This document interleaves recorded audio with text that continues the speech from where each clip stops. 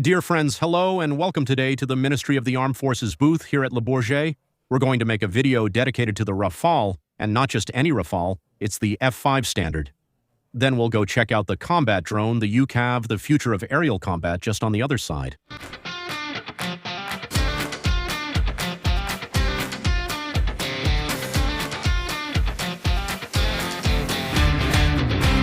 And next to us is the Rafale in the F5 standard, which is the new generation of the Rafale currently being developed for 2035. There's the Rafale and also the combat drone, or UCAV, which we'll cover later. What are the new features? The first one is here. Right above, you have what's called the forward optronic sensor, so it's a sensor system that allows you to see very far. It was recently replaced on the F4 standard by what's called a NIRST. The goal is to have a camera that can see out to dozens of kilometers. We're talking about 40 kilometers, and that will allow not only to see, including stealth targets, but also to lock onto them. That means with the data fusion we have in the cockpit, the sensor fusion, we can designate a target and launch a missile at a target that is invisible to radar. And incidentally, we don't need to use the radar because in this situation we remain silent. That's why the new generation of this future IRST is called the Silent Killer.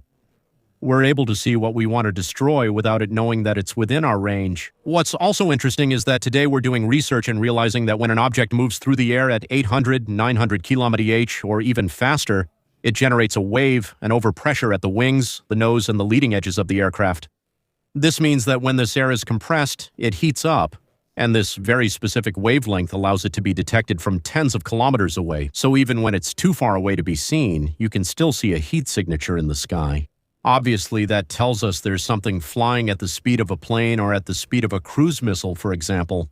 We're now under the central hardpoint. Because you know that the Rafale in the F5 standard will obviously always have the nuclear delivery role, but not the same one as before. Up to now, it's been the SMPA. From now on, it will be the SN4G, which is a real hypersonic missile, maneuvering and nuclear capable, so it's much bigger than what we've had in the past. There's a lot of work at MBDA on missile development and integration, which is a major task itself. Under the wings, you have longer-range guided bombs, notably the A2SM XLR 1000 kg 500 kg. It depends on the different models, so that will allow you to go much farther. We're talking about several tens of kilometers. Another interesting element is the small smart munitions. Here you have one, but actually the goal is to do like we have here, to be able to carry several at the same time, and there will have an EXA launcher. That means you can launch 6 at the same time. When we talk about smart munitions, it means, for example, that their targets are already pre-identified, and we can launch them. The different munitions will see what the others are doing if one is destroyed, and so on. And once they arrive on site, for example, if you have about 10 planes lined up next to each other, these different munitions will be able to detect which one is already destroyed so they can keep working, and be able to strike the vehicles that are still targets. One of the other new features on the Hammer, the famous A2SM, is that we're no longer using rocket motors, but instead a small turbojet, as you can see here. What's the advantage of having a turbojet? Well, it's that we're going to triple the operational range. Instead of reaching 60 kilometers, we'll go 150, 200 kilometers when it's dropped from high altitude. That means we no longer have to fire a very expensive Scalp cruise missile. We can use guided bombs. We keep the same usual systems, inertial guidance, laser, and so on. We're adding a more efficient system because we'll be flying 3 times longer, so we need a much more robust, resilient inertial unit. We're making improvements there. And we're going to add dual-mode kits. That means we have intelligence inside, so infrared, millimeter wave, laser, and so on. Everything that allows us to see through clouds, and it will recognize target shapes in infrared. It will be able to strike exactly what we've defined for it from 150 kilometers away.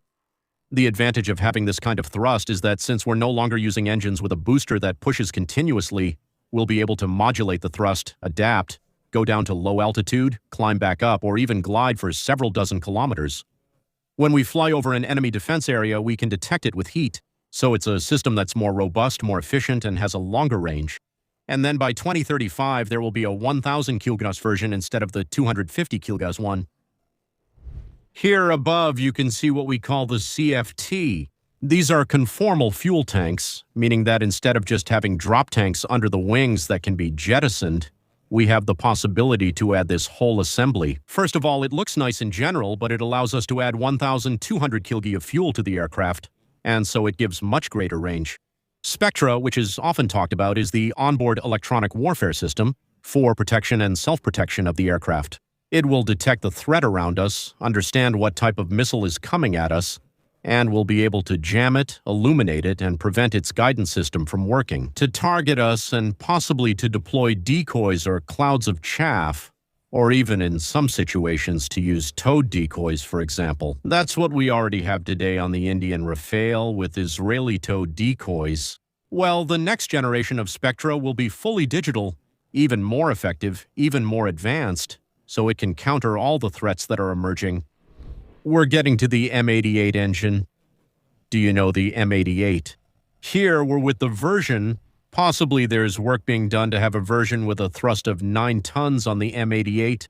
So I'm not talking to you about the artificial intelligence that allows for predictive maintenance. All of that, these are things that are already a reality today, but we're reaching even higher, more efficient, but more advanced levels. 9 potential tons, which is consistent with an accumulation of increasingly heavier bombs, while maintaining a range that will still be just as impressive. If we move further to the other side, here we have ESJ, electrical support jamming.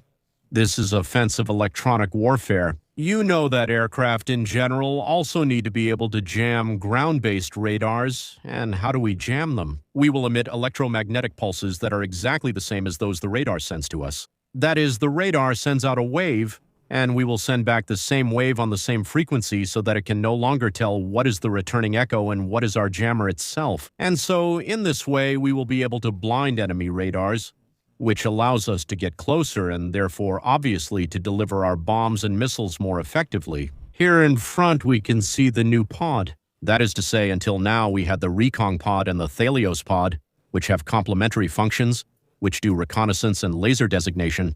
Now we're going to have the TR pod for targeting and reconnaissance. Obviously, it's made by Thales. It allows us to have a single pod that performs all the functions at the same time. I'm not talking to you yet again about the artificial intelligence that's on board. That's already the case right now. For example, when you're flying and there's a target next to you, those are what we call targets of opportunity. The pilot won't need to constantly look at the ground. He'll be able to see them from a very long distance and to recognize them. Eventually, the pilot will have another target to engage during his flight path. Now we're at the front, right at the nose. In the nose, there's the radar. For now, we were talking about the RBE-2 radars, then later, active electronically scanned array radars. The advantage of the active antenna is that you have a radar with hundreds and hundreds of little pins. Each of these little pins is an independent transmitter. Each one can be oriented in a different trajectory, in a different direction, with a different frequency. For example, you can have a few dozen that are oriented toward the ground for terrain following. Some of these small transmitter receivers will be able to do visual reconnaissance. So we have imaging radars, and you have others that will handle air defense. Imagine it's filled with small, highly directional laser beams at different frequencies, each tailored for specific missions, allowing us to do multiple tasks simultaneously. That's not true, for instance, with passive electronically scanned array radars. For example, like those on the Sukhoi 35 MiG-31 or early generations of these aircraft. So here in 2035, we have a new generation of radars, even more efficient, much more powerful, because we're obviously still using this technology but with smaller components. Made of gallium nitride, you can fit more of them into the same area and uses less energy. So obviously we have greater range, and we have waveforms that can adapt to the type of materials we're trying to detect in front of us, including being more effective against certain targets that are considered stealthy or at least have reduced visibility. Now, inside the cockpit, you also have some other small changes, small ones. You have, in particular, computers that are much more efficient, much more powerful, which allow for a kind of assistance for the pilots. Now, I say pilots because this is a 2-seater Rafale, but obviously the F5 standard also applies to the single-seaters. It will always be the same, including on the aircraft carrier. A single-seater, the nuclear delivery platform that always changes things. But these computers, they're a kind of assistance, a bit like R2-D2. And here we can clearly see the arrival of what we'll see a bit later on the SCAF starting from 2045. But this support and these suggestions for the pilots to tell them which target to engage, in what order, etc., it's really operational support that's truly effective. And let's not forget connectivity. You know that the Rafale is the only European aircraft capable of operating without Link 16 because we have radio contact that allows us to work between aircraft. Well, connectivity is going to be improved even further, and also what we call collaborative combat, meaning we're going to integrate combat drones. And that's why with the F5 standard we have the Rafale, of course, but also this UCAV, which is the successor to the Neuron and which we're going to see right now. So with data connectivity, the advantage is being able to have the Rafale and the F5 standard communicate, either with the aircraft around it, but also with the UCAVs. UCAVs are truly unmanned combat aircraft. There you go. In any case, it means that inside you have artificial intelligence that's capable of making decisions and adapting to the situation. If one of them is destroyed and we're not going to pilot them, that is, we can't tell a drone, take control and go all the way. We're going to give it a mission. Go use your radar, go further over there and illuminate that target from that side so you can detect a target without the pilot himself being put in danger by using these emissions. Then, obviously, we're dealing with stealth. That means you don't need to have a stealth aircraft. If you have a stealth drone next to you, you can recognize the shapes. We're talking about the best in terms of capability, obviously, with shapes that will deflect. So it will go in other directions, materials that are themselves absorbent. And then underneath you have the weapons bay. The weapons bay is where we'll store the ammunition. So if you need to launch to destroy, for example, an enemy air defense site, we're going to get closer to the target by putting not a piloted aircraft but a combat drone in danger. It's going to release its weapon, it's going to drop, it's going to launch. At that point, it will remain stealthy until the end of its mission. I'm not a big fan of stealth, but it's interesting for certain missions. Other options, like the Rafale and the F5 standard, had high-performance sensors. We're using the same ones here.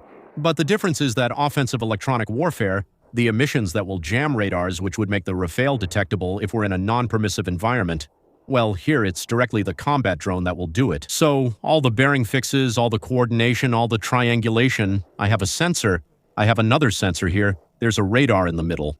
Well, we'll be able to have two rays that will allow us to determine exactly where the radar that's illuminating us is, without needing to put ourselves in danger and without needing to fly in arcs to figure out where everything is.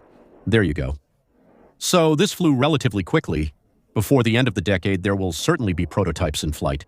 And we have an ultra-discreet communication that will take place between the Rafale and its combat drone. It's very important to maintain this ability not to be detected, because if it has to communicate and sends out electromagnetic radiation like a regular radio, obviously it will be identified and that will put it in danger. So you see, at Dassault, they're not just pretending to innovate. Over there you can see the FKS, a program scheduled for 2045 for now. We'll see. But starting from 2035, you have the Rafale, which remains the most relevant aircraft in the world in terms of cost, effectiveness, and cost-effectiveness ratio, what we call efficiency. And with this combination of fighters, combat drones, all the weapons we're adding on top, offensive electronic warfare, missiles that can trace back to the source of a radar emission, we're really looking at a complete ecosystem that makes us no doubt about the superiority of the Rafale over all its competitors, and in any military situation it could face in France, or with potential clients who are growing in number and will increase even more soon. If you look at the back as well, even the engine is hidden. I won't go back over maintenance. The Rafale's operating cost is low, but we're reusing Rafale components. Here it's the same engine, except here it's going to be tiled, so it will emit very, very little heat. That also helps it remain stealthy at all times. There you go. As you can see, we're not done making videos with Dassault. In the meantime, we thank them. This is French, sir. All right, see you soon.